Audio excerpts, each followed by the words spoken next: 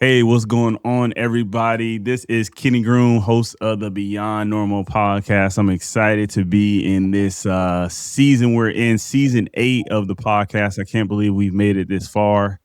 The new year is upon us, 2026. Amazing things are happening for all the business owners and creators that are out there. Today, we have a very special guest who is a business owner and a creator herself. She go by she goes by the name Dana Duckworth. She is the founder, speaker, consultant for Speak Up Dana. She's also a fellow podcaster for Hilariously Unemployed, the podcast.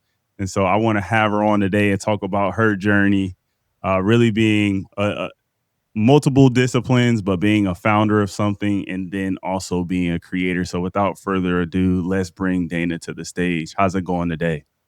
Hi, I'm so happy to be here. I love the energy.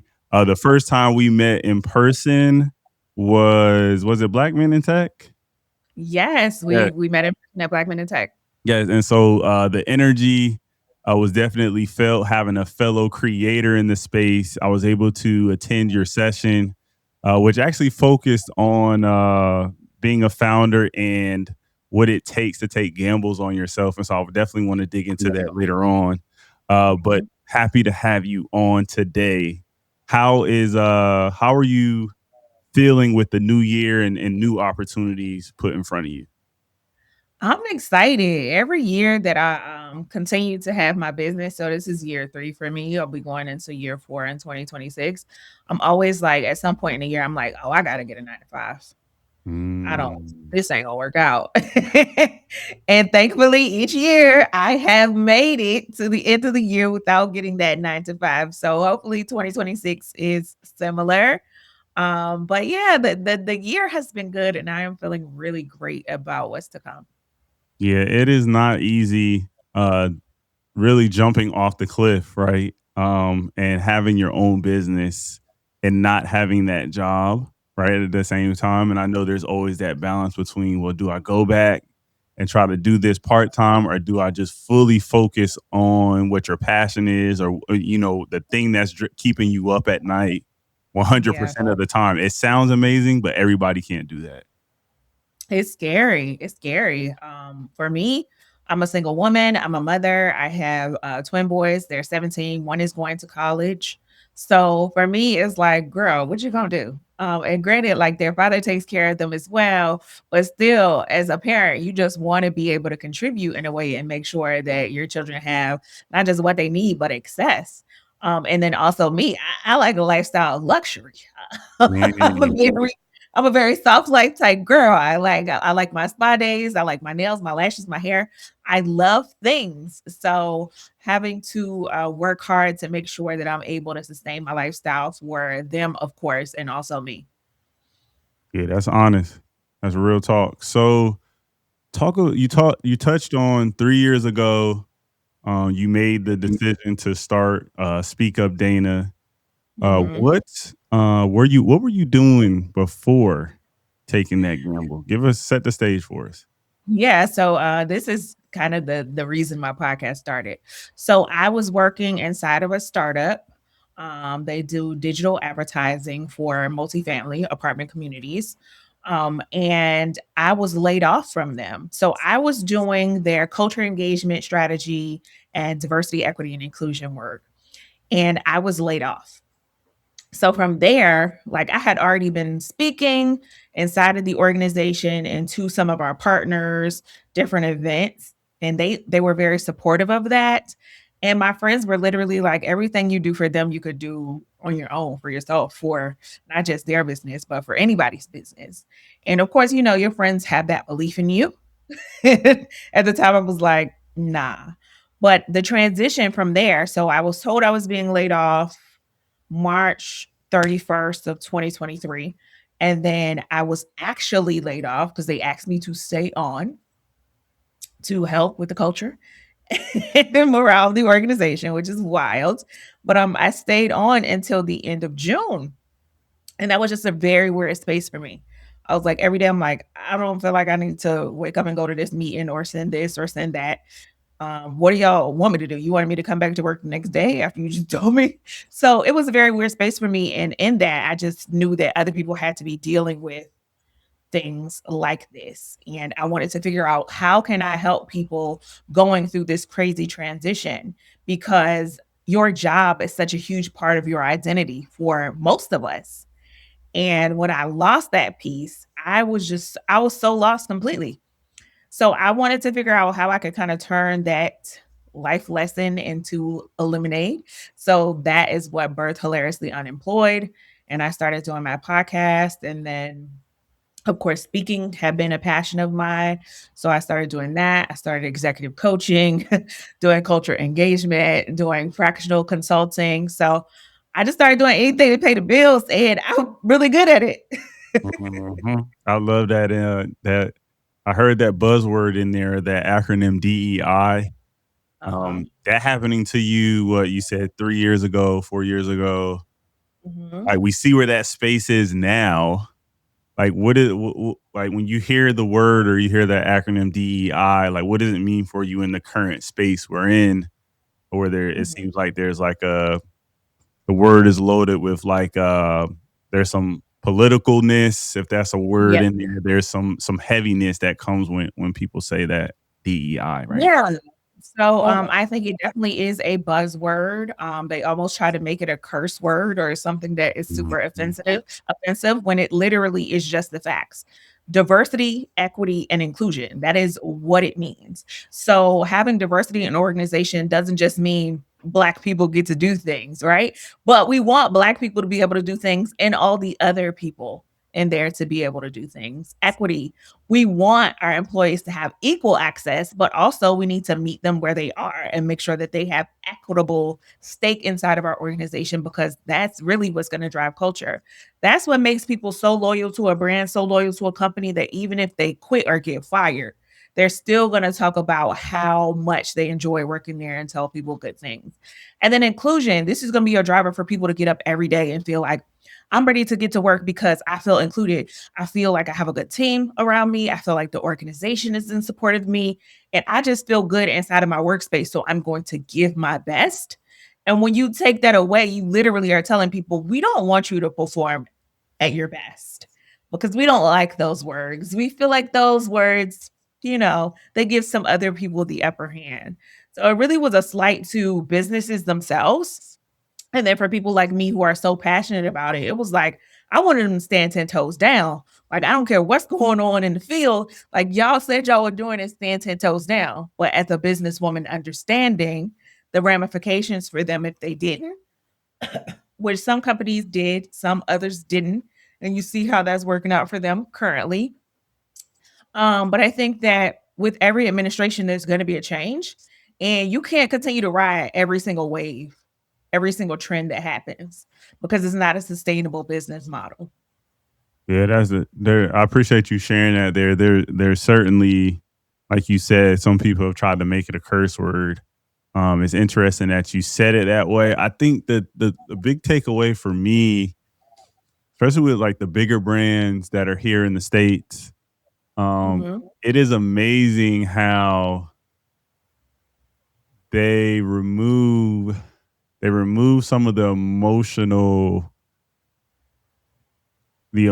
from the decisions. A lot of it, they remove that, and I guess that's what makes them like diabolically successful. Like, we think about the Yeah. biggest brands in America, no matter who Mhm. got elected, they were going to figure out a way. They had game plans in place, and so that was really a big takeaway for me, because I think if, in an alternate universe, some another person from the other party got elected, like Yeah. in the form of Harris, right? I think we'd be having different conversations, but the companies, no matter what, would still be successful, if that makes sense. So it's like Mhm.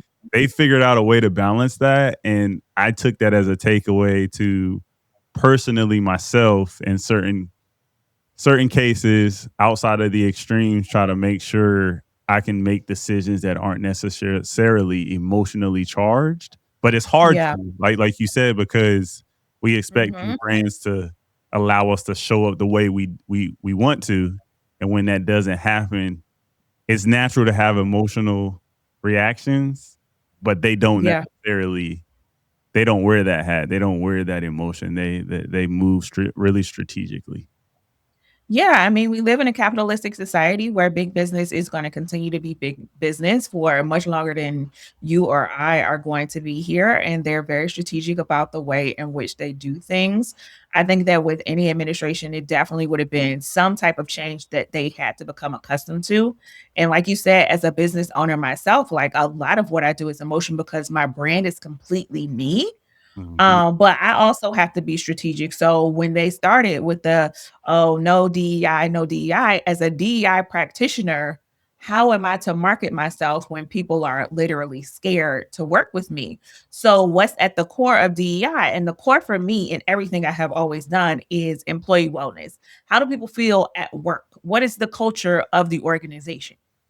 So, for me, you can call it whatever you want to, but I'm focused on employee engagement and the culture of organizations. Now, through my lens of knowing how things work in this world, there's always going to be some aspect of diversity, equity, and inclusion in everything I do, because how could you not if you're talking about employees, the drivers of your organization?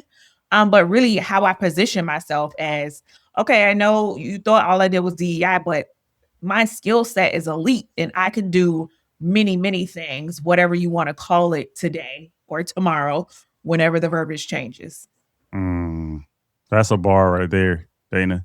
You said something in their culture, like the Mhm. culture, the idea that culture magnifies results doesn't go away now that DEI is shunned, and I think that's It super does. powerful. So it's really cool to hear you say like you have a skill set that is adaptable to different markets, right? Whether you're Mhm. doing it internally within a corporation or you're doing it on your own, that doesn't change the value of your skill Yeah. set in this market. Yeah, it's at the end of the day, the people are gonna be the highest cost into in an organization. Like they're the driver of your product. They're gonna determine if your product does well or your product does poorly. So at the Mhm. end of the day, the basic understanding needs to be I need employees that are engaged. And how do I do that? By creating a culture that is diverse, equitable, and inclusive. It literally is So, the same. yeah. It's the same formula, just reworked. Yeah, you just don't lead with that word, but that Mhm. word still gets thrown in there to your point. Mhm, mhm. So let's talk a little bit about hilariously unemployed. Um, Yeah. I binge watched it, right? I binge watched the episodes once. We connected. And I feel like Oh, wow, thank you. every stream counts. For those listening in, every stream counts. Make sure you stream every episode of our content, whether it's video on YouTube or audio, Spotify, Yeah. Apple. You get the drift, right? Every stream counts. I'm going to say that 1,000 times in my lifetime. But with this, I feel like it felt like there were some proofs of concepts that you were able to pick from those episodes. I'm curious Mhm. if you've leverage any insights or what insights you have leveraged, right? Because we've had conversations from the podcast to position your business the right way, if that makes sense. Oh, it's been so many instances of me being like, "Aha." Because you gotta think, I'm talking to so many different people. I'm talking to people that are currently in organizations, a part of the process of layoffs. I'm talking to people who have been through it maybe a year ago and they've come out the other side. I'm talking to executives. I'm talking to authors. So of course, it's like I want to write a book. I want to have that product because the lessons of each episode is so pertinent, not just to people who are unemployed, but when you think about your whole career life cycle, some of the things people are sharing is like, oh, okay, I didn't even think about that. I know for me, one instance was somebody reached out to me and they were like, I had no idea I could ask my company to keep my laptop. I did, and they said yes. And I was like, yeah, like if somebody hadn't told me that, I wouldn't have that knowledge. I had no idea that I could negotiate my health care once I was let out. Nobody would have known because nobody's talking about it because there's so much stigma around the fact that you don't have a job. So there have been so many instances where I've realized like I'm not just helping myself through what I thought was my process. I literally am helping people and having other people help people. So I'm a resource. Okay. I'm a resource now. What do I do with that? I want to talk to early career professionals. So, like, how can I get in front of them and talk to them about early career? Because these are the things they're going to have to prepare for. This is going to be their lives. So many realizations have come from it. At the end of the day, I think that for me, whatever I do, it's always going to involve my voice because that's the way that I best connect. Having conversations with people and leading them through telling their story because everybody's not a storyteller. And everybody wants to be a podcaster, but not everybody is equipped to podcast in that way. Not everybody's good at doing interviews, but being able to figure out how to connect to the guest and how to make the guest connect to the audience.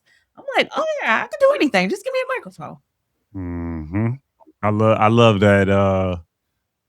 I definitely think podcasting is like a great proving ground for somebody who like wants to take a gamble on themselves, wants to get into more like selling their own. Because like you said, like you're having conversations with people, you're pulling out insights from the conversations that your broader audience can use. Like you're Yeah. providing value past that one-on-one conversation that you're having. You're still providing value in that situation, but then you're making this much more about a community.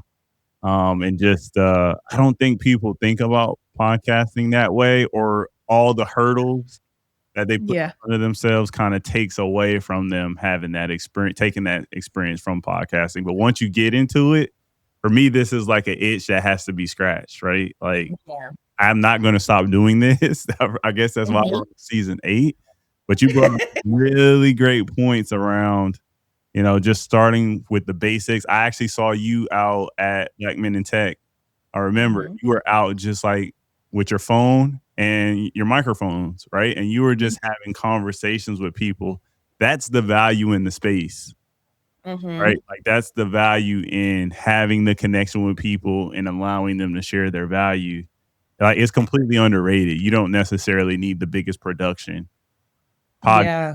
to, find your niche in this space. And I think you've Yeah, my definitely found your niche. value low over here, okay? It's just me and this MacBook. Mhm. Ain't nothing wrong with that. That'll do. That'll definitely do to start. And I'm glad that you're what season are you on?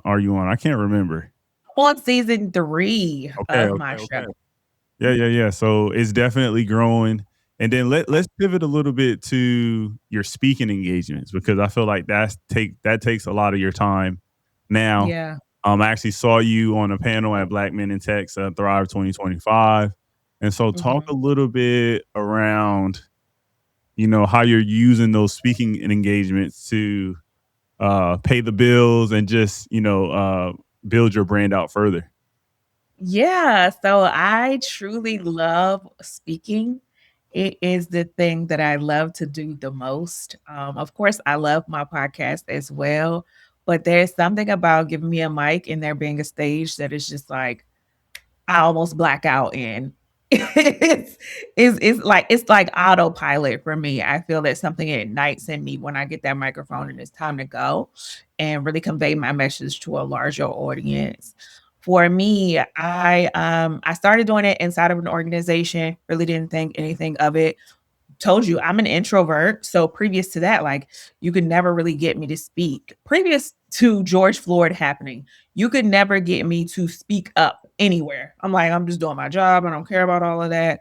Um, and that definitely changed something in me to where I was like, okay, you have this voice, you can use it. You have these thoughts, you're not sharing them. So from there, I just once I got in front of a microphone, I was like, oh, I really enjoyed this. I remember my first big paid speaking engagement was in Baltimore, Maryland. I went to this leadership conference and they had the stage, they had my name on the door and everything. And I was just like so nervous. And I was like, oh, there's a lot of people in here. And then I got on stage and it was like everything left my body that I was feeling was not great. And I literally feel like I floated. I said, okay, now how do we duplicate this? How do we do this a million more times? And I think it's like it's truly passion and drive that's like, oh no, we got to get more of that. Like I got to do this again. I got to do it again. I got to do it again. Mm. Yes. is actually deep in my DNA. So, as much as I was an introvert and said I never wanted to talk or speak or even have my voice recorded, doing a podcast for me was crazy because I'm like, I never want to listen back to anything I had to say. But my grandfather was one of the first, and this is what the article says, Negroes on radio in Virginia. So he was one of the first Negroes on radio in Virginia. My father was on radio. My uncle was on radio. So they had those big personalities. My grandmother was the first Black choral teacher in the city of Virginia Beach and has her own day. So people who have big voices and something to share with the masses, I come from, and I never thought that it would hit me, but it did. That's dope. That's dope. So I'm taking it your family that were on the radio, they had like radio voices. Yes. Yes, okay. I get that sometimes. As well. Like, are you on radio? No, not really. Yeah, I have yeah. no For clue. guys, like you can hear really well. For women, it's me and one other woman I was talking to. I think the last lady that was on my podcast, Suzette, she's an author, and we have a deeper register to our voice. And I was like, that's why people can listen to us Mhm. because our voices are a little bit deeper or have a little more depth. So that's why it's easier to listen to us. Cause I know I'll listen to some podcasts and I'll hear a woman's voice that's a little more high pitched, and I'll be like, it's hard for me to continue to listen to it. Although I love women and support you all. If the voice is not right, for me, it hurts. And same with guys. Some if they have like super vocal drag or a certain accent or their voice is lighter, I can't listen to it either.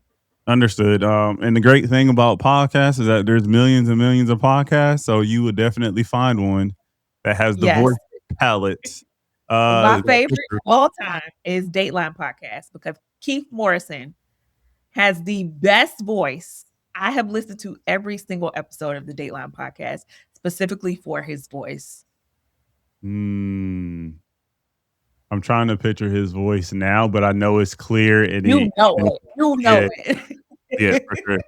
I think that way. There were a couple things you said there, but just real quickly, I like the voice thing. For me, I'm glad you brought that up. It's really comparable for me. I compare it to artists, like rappers, singers. Mhm. Like there's just certain voices we like, and there's just certain voices we don't. It still translates sonically, like whatever is Yeah. appealing to us. There's a rapper now. Her name is Che Noir. Mhm. Her voice is like so incredible to me. Like even if she wasn't rapping, Yeah. I could listen to her like I don't know, read like kid books or whatever. Like it doesn't even Mhm. matter. Like announce at a sports game. It's just certain voices. To your point, like once you Yeah. find those voices, you want to hear more and more of them.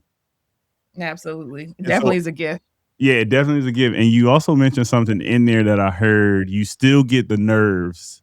You still get nerves and the butterflies and all that stuff going on stage. Can you talk a little bit about that? Because I think people have the perception that because you're on stage all the time, it means like you figured this thing out and you can just Right. go up there, no feelings, and just knock things out all the time.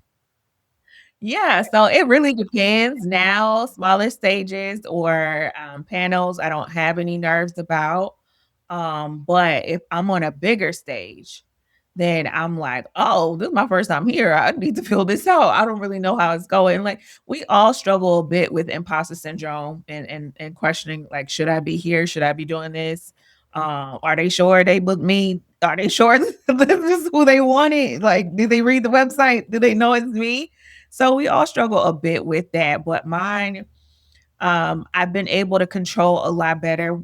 At first, I was like a nervous wreck, like, oh my gosh. And then finally, I get on stage and it'll start going. But for me, I try to just remind myself, like, you are here, you deserve to be here. You are Dana Duckworth, aka the big speaker. And there's nobody that can do it better than you right now in this moment where you are. So get out there and do it. And I'm telling you, as soon as I'm like, "Hi, I'm Dana Duckworth, AKA the Big Speaker," the show starts. Hmm. I feel like it came out just now a little bit when you were Mhm. just talking the last minute or so. I almost felt Yeah. like I was on the Hilariously Unemployed podcast, and I was about to say, "Is Dana about to interview me?" It came out that the show must go on that came out of you just Yeah. now. So I'm glad that you touched on that. Talk a little bit about um most of our well, a large portion of our listeners, they're like business owners, they're founders.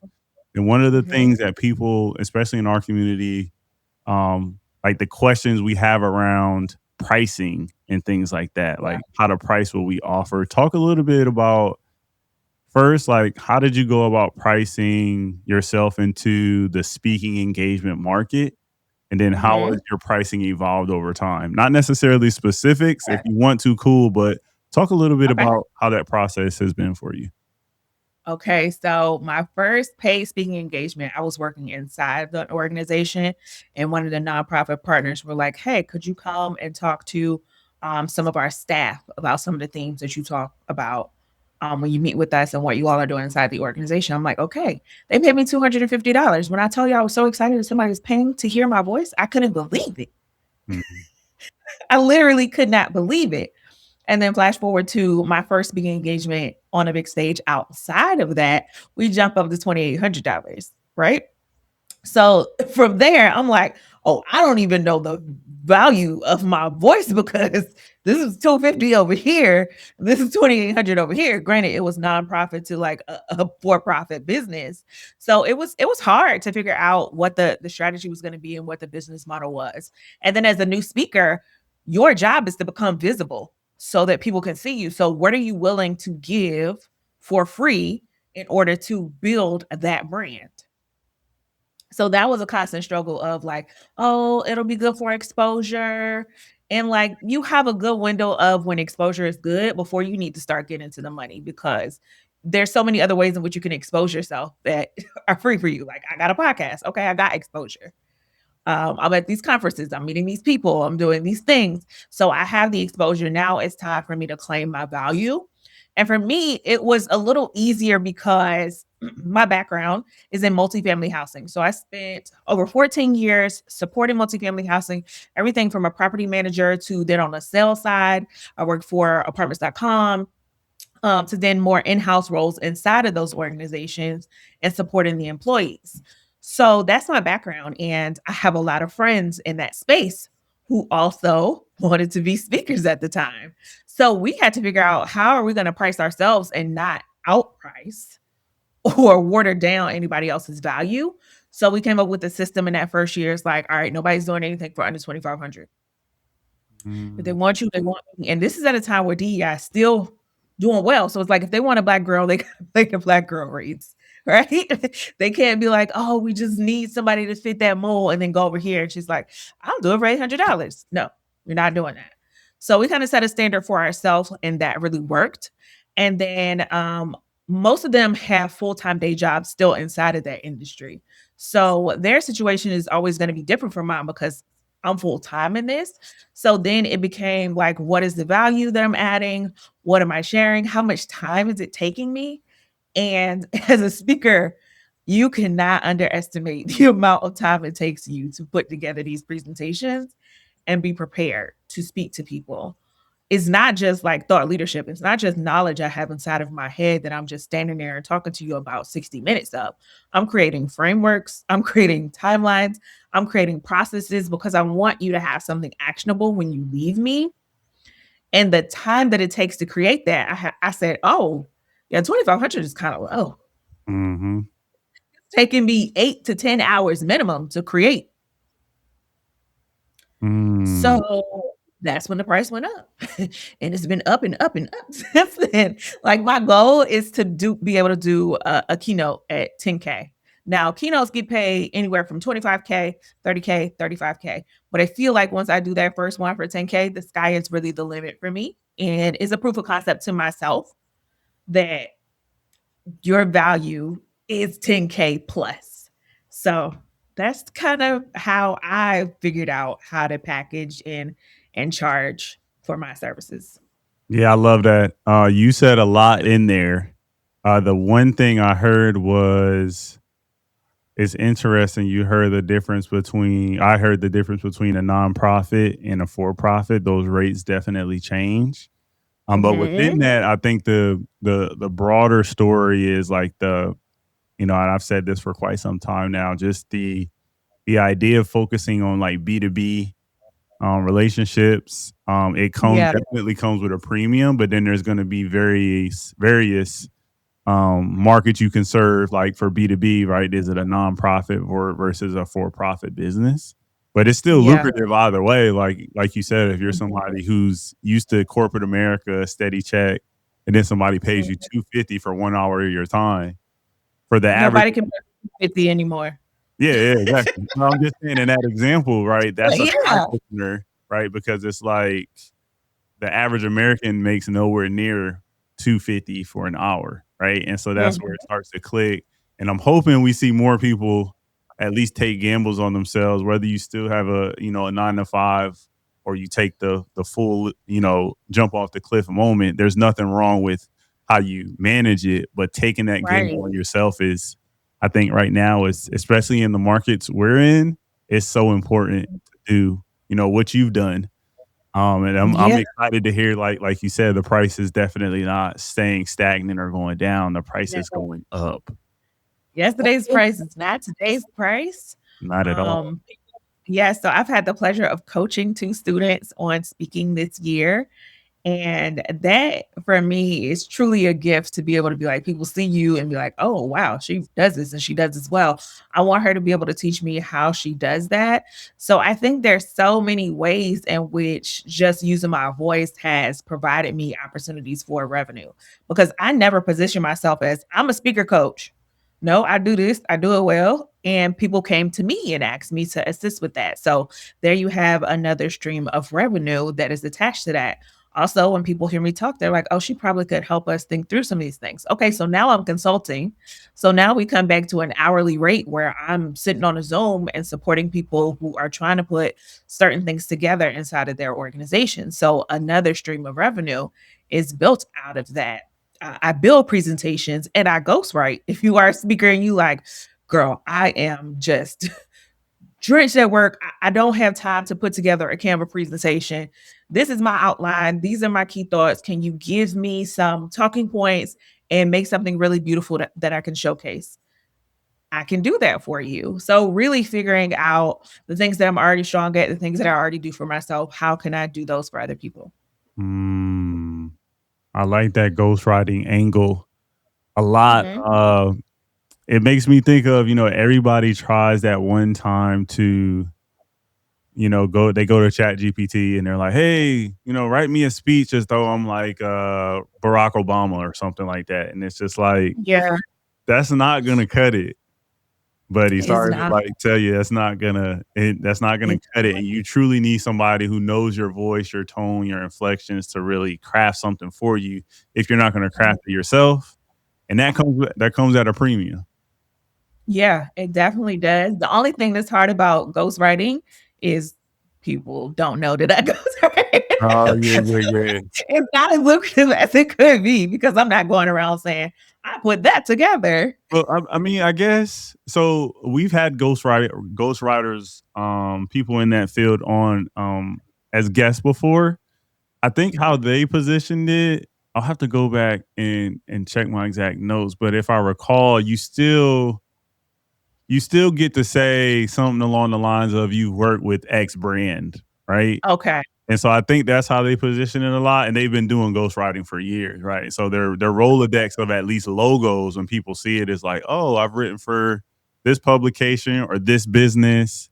I think that's how Okay. they positioned it in the past. But to your point, you're not going to be able to say, hey, I wrote for Kenny Groom in 2022. Yeah, This, when he was on that stage doing yeah, that. yeah, yeah, yeah. I get it. I Just get it. like a rapper. Like a rapper doesn't want anybody to say, "Oh yeah, she put a little sauce on the hook." Nobody wants to Yeah. hear that. But Um, the thing about music though is I'm a credit type of person, right? And so credits, right? In terms of like I got vinyls, you see the vinyls in the background. I go to yeah. the back and say who wrote what. Mhm. Even for music, they have it there, but it's always hidden like a couple layers. Like who clicks the You view credits button besides Kenny? Raise your hand. Like probably nobody, right? Yeah, But to your nobody. point, there still is some opportunities in this tech space to give people credit. Even if you are Mhm. not the one performing it, still giving you credit for writing it. So I'm glad you brought Yeah. Yeah, I think I'll have to work in collaboration with, or I think being that I do have the brand Speak Up Dana, they could be like in collaboration with Speak Up Dana. And like people don't know if that means I put a period on the end of a sentence or I wrote the entire thing. So I think I will figure out how to market and brand that better next year. so now that we have gone down the path of discussing pricing and just the different ways that you're thinking about your business, Mhm.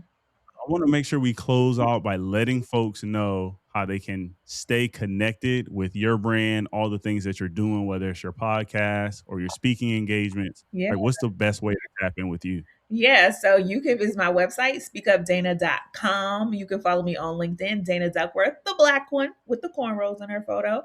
You can follow my lifestyle shenanigans, No Days Off. That's KNOWDAYZOFF on Instagram. You can follow the podcast, of course, anywhere you get your podcast on, okay? We talking about Apple, YouTube, Spotify, anywhere you get your pod on, you can find Hilariously Unemployed. You can also find the Instagram at Hilariously Unemployed and Speak Up Dana on Instagram and Facebook as well.